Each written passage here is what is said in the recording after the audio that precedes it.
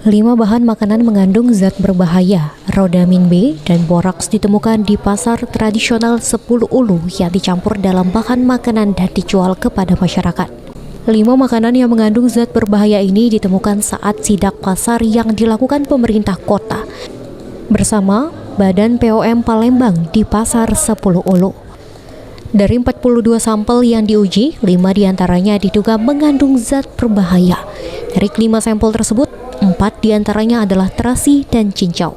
Ya, hari ini kita bersama BPOM seperti biasa melaksanakan sidak secara rutin di pasar-pasar yang ada di Kota Palembang. Saat ini kita berdiri di atas pasar 10 Ulu ya.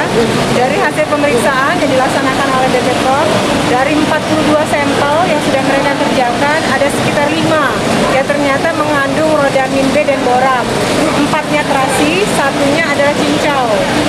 Sudah kita peringatkan kembali dan kita sampaikan bahwa kali ini kita memberikan peringatan dan kita arahkan supaya nantinya pada saat mereka berjualan kembali untuk lebih hati-hati menjual produknya, karena sebenarnya sudah ada pojok pasar ya untuk bisa memantau, menganalisa apakah produk-produknya itu mengandung zat-zat berbahaya.